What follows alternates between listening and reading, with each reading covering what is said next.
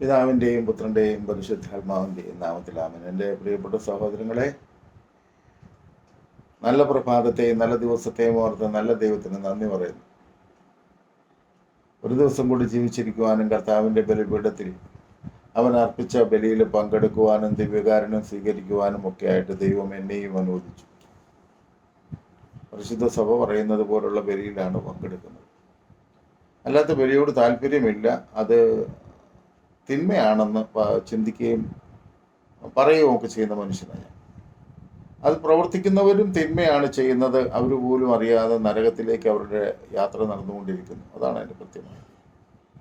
ഇതൊക്കെ പറയുമ്പോൾ ഉള്ള കാര്യം പറയുമ്പോൾ വേറെ പലർക്കും അത് ബുദ്ധിമുട്ടുകളും വിഷമങ്ങളും ഒക്കെ ആവും.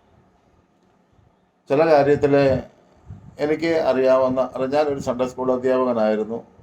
പരിശുദ്ധ കുർബാനയെ പറ്റിയും അതുപോലെ തന്നെ ഉദാശകളെ പറ്റിയും സഭയുടെ പാരമ്പര്യങ്ങളെ പറ്റിയും സഭയെ പറ്റിയും കുറച്ചൊരു കാര്യങ്ങൾ ബോധമുള്ളത് കൊണ്ട് ചില പൊട്ടത്തരങ്ങളൊന്നും നമുക്ക് അനുസരിക്കാനും അംഗീകരിക്കാനും പറ്റില്ല. അതുകൊണ്ടാണ് ഈ എതിർക്കുന്നത്.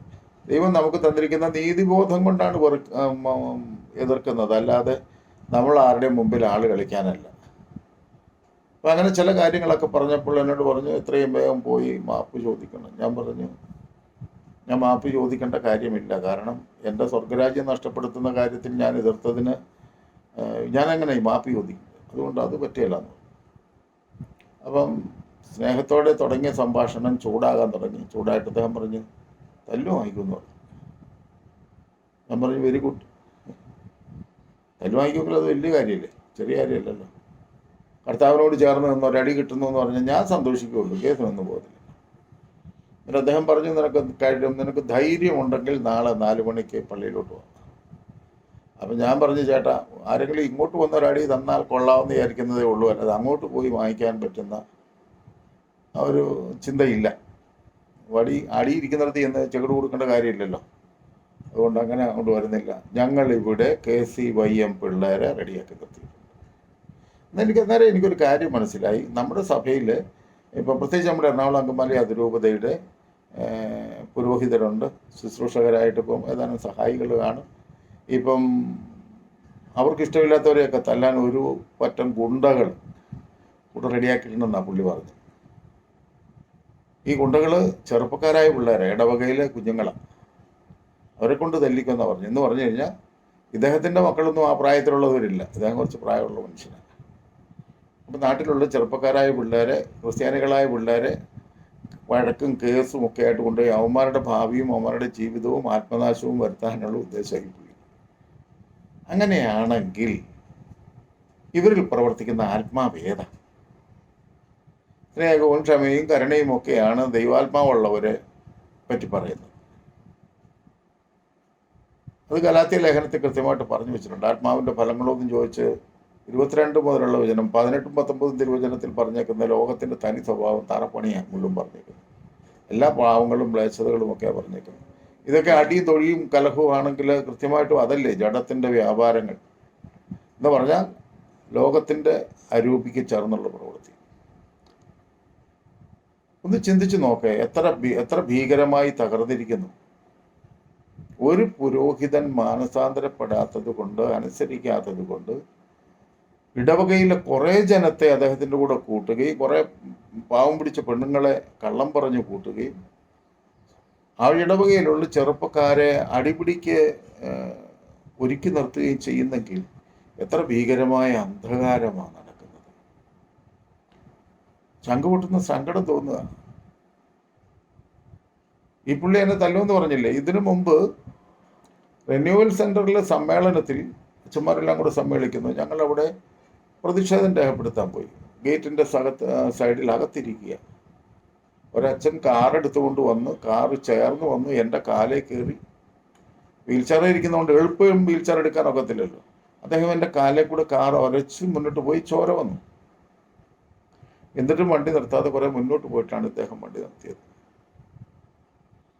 അപ്പോൾ ആരൊക്കെയോ ചൂടായി. ഞാൻ പറഞ്ഞു, ചൂടാകില്ല, അത് നമ്മുടെ അച്ഛന്മാരാ, അച്ഛനാ, അതുകൊണ്ട് വേണ്ട.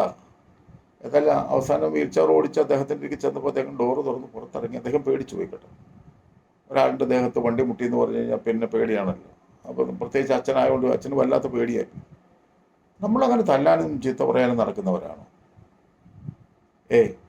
ഞാനങ്ങനെ ചെയ്യില്ല. എനിക്ക് ഇഷ്ടമില്ലാത്ത കാര്യം ഞാൻ മുഖത്ത് നോക്കി പറയും. തല്ലാനും തൊഴിക്കാനൊന്നും പോകാനുള്ള അതിനുള്ള പരിപാടിയൊന്നുമില്ല. അപ്പോൾ ആദ്യം എന്നോട് ചോദിച്ചു ആശുപത്രി പോകണോ? ഞാൻ പറഞ്ഞു സാരമില്ല, ഞാൻ വീട്ടിൽ പോയി ഡ്രസ്സ് ചെയ്തോളാം എന്ന് പറഞ്ഞു. ചോര വന്ന് എൻ്റെ കാലയിലെ പൊതിക്കെട്ടിൻ്റെ പുറത്തൂടെ വന്നു. കാലയിൽ ഒരു പൊതിക്കെട്ട് അപ്പോഴുണ്ട്. അത് കഴിഞ്ഞുകൊണ്ട് കേസ് കൊടുക്കാം. ഞാൻ പറഞ്ഞു നമ്മുടെ അച്ഛന്മാർക്കെതിരെ കേസ് കൊടുക്കില്ല. അപ്പോൾ ഇതൊക്കെ ഞാൻ പറയുന്നത്, ഇതൊക്കെ ഒരുപാട് സാധ്യതകളുണ്ട് കലഹത്തിന്. പക്ഷേ നമ്മൾ ഒരിക്കലും അങ്ങനെ ചെയ്യില്ല.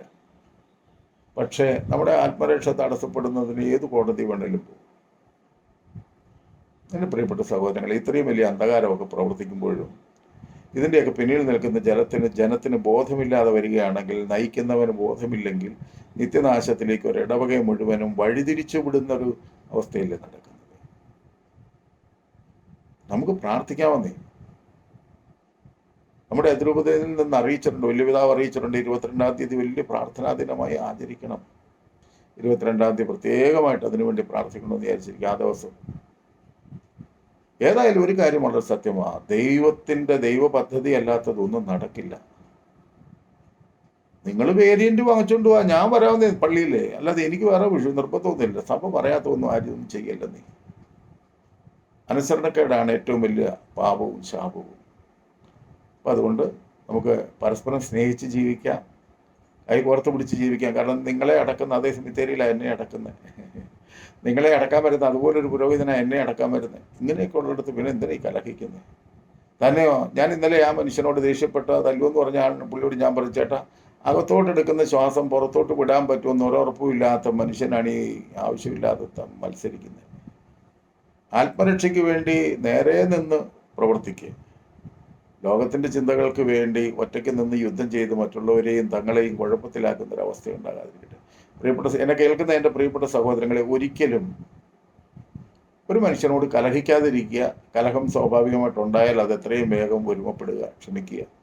ഇതെല്ലാം കഴിഞ്ഞിട്ട് ആത്മനാശം വരുന്നതിന് ഒരു കാരണവശാലും കോംപ്രമൈസ് ചെയ്യല്ലേ.